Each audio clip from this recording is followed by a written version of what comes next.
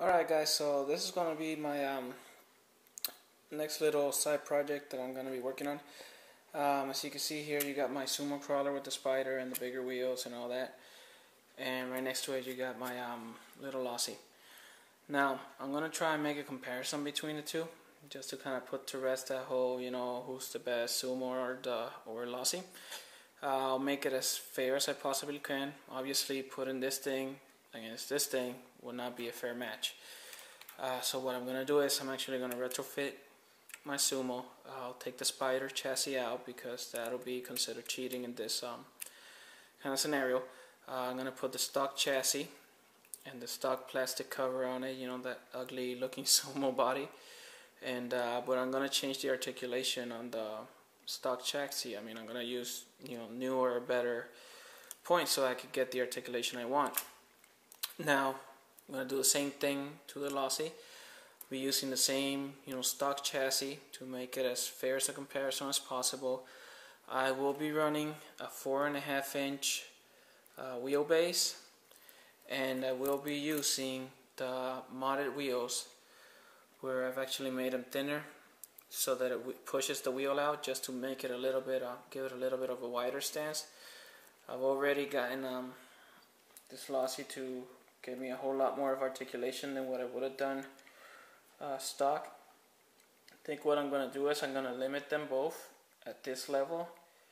That is pretty much as far as you want to go when using with crawling anyway, because as I've come to find out with my spider, even though it does give me the ability to bring it all the way past 90 degrees with little movements here and there, it's not really functional. It just becomes a mess when you're rock crawling. The thing just goes all over the place. So that's what I'm gonna do. Try and make it as fair as possible. I'm gonna use stock tires on the modded wheels because I want it to be as close to being stock as possible, but still capable. The reason I'm doing that is because a whole lot of people don't have a lot of money to spend, like the big ballers out there. Spend a whole lot of money on their crawlers. So I want it to be a little, kind of like budget-friendly kind of build. Questions on this Losi, since I haven't done any kind of, videos on it or anything. For me to be able to get that kind of articulation out of it with pretty much stock parts, I'll show you the little changes that I have to make. Let me see. Right there. That's a lot of articulation for a stock Losi. Alright, so what I did with the Losi was the shocks themselves. If you look inside here, I actually mounted them sideways instead of being on the back like they come stock. See right there, that's where the hole is stock on the back, right there. I drilled the hole on the side, and I actually put the front shocks on the inside of that mounting bracket.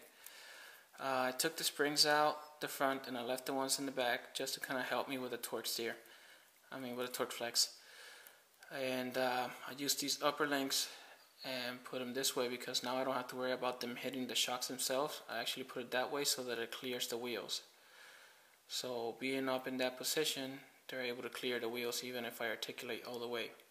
That's the reason why I'm using the modded wheels as well, so that they can actually clear these links and make it fair for the Losi without having to go too crazy on modifications. I want it to be capable, but not a whole lot of modifications. Lower links, pretty much you can use anything you want. I use these just adjustables that I took out of my 1/18 scale. They fit perfectly, and I'm able to use just a little screwdriver or anything just to tighten them up and loosen them up to make it longer. That's for the front because I want it to be straight. And then for the rears, I just used this little rod from those pins that I was using for the shocks for the Sumo. Well, I used the same kind of rods in there, and I just bent them. That'll give me a little bit of a clearance on the back. So I don't know, kind of looks cool, I think, a little bit. It'll help me when I'm trying to crawl over some rocks. It's a little trick that a lot of the guys use on bigger rigs. It's just higher clearance. That's something that works with the Losi because of the higher output shaft location on the differential. You see right there, that shaft is right on top, so it's not going to be hitting the links. Of course, I'm going to extend this shaft, but I might just end up putting some tracker ones in there. But anyways, that dry shaft doesn't hit the links, or doesn't go past the links to the bottom where it's going to hit the rocks when you make high clearance. If you do that on the Sumo crawler, you see you're going to actually have the dry shaft hit the rocks, so you have to use the straight lower links on the Sumo crawler. Sorry guys. You can clock the axles to bring that dry shaft higher. As you can see, I've beaten even daylight out of the dry shaft. But anyways, if you clock it, it's going to affect your steering. It's going to take a lot more steering power to be able to turn the wheels when they're clocked. So I always recommend to just keep the servos as flat as possible so you get the easiest steering possible on these. Anyways, it doesn't make any sense anyway because you're not going to be able to clear that dry shaft. But you can get away with it with the Losi. So that's why I did the high clearance links there. Pretty much that's the only few things aftermarket. The links that I made, which are, I guess, custom. The locations of the shocks, the fronts coming on the inside. The rears actually come on the outside. Which it doesn't matter in the back because I'm not going to have rear steering. So those shocks actually come up to the outside instead of being in the middle like they do stock. And then the upper links, I connected not on the outside but on the inside. I had to cut a little piece of this off so they actually cleared, but I'll make that look prettier later. But put them on the inside there, so when you flex all the way, you can see that the shocks can still clear those links being on the inside and having that notch facing that way. So that is how I got the articulation that I got out of this little guy with close to being stock everything. I think that's pretty good considering. You know, it's pretty close to 90. It's not there yet, but it's pretty close. I mean, not using an aftermarket chassis that's actually meant to give you more articulation, just using the stock parts and reusing them as much as I could. I was able to get as much articulation as I needed, and I really don't think there is a need to go to a different chassis on the Losi unless you just doing it for looks. Another thing, because I'm running that coreless motor on the Sumo, I figured it wouldn't be fair to run the Losi with the stock motor, so I went ahead and ordered this 90 turn motor from Denali at RC Crawlers. It's the, I guess you could read it there, the Predator 90 turn motor. It's ridiculous. It's, for its size, it's super strong. So that is pretty much the strongest and best performing motor you can get for the Losi as of right now. I mean, he does offer bigger 130 motors or 180 motors, and he actually makes a plate that you put onto here and it pushes the motor out so that it actually fits, because the 130 and 180 motors are huge compared to this little guy. And he also suggests that you bend the little bottom part of the chassis so that it fits in there, because it's a really big motor. Anyways, he's got those options. Do you really need him? I really doubt it, because once you go anything bigger than this, you start snapping the drive shafts. And it's not that you actually break them from this piece right here that actually holds pretty good. It's they snap up here. They come off the little U-joint there. So any more power than that and you just start breaking stuff.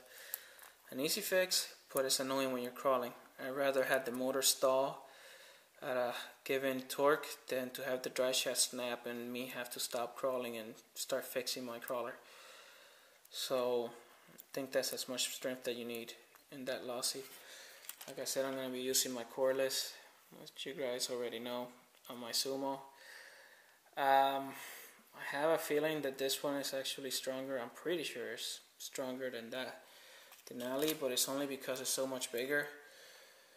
But because I couldn't fit it in here, I had to go with this one.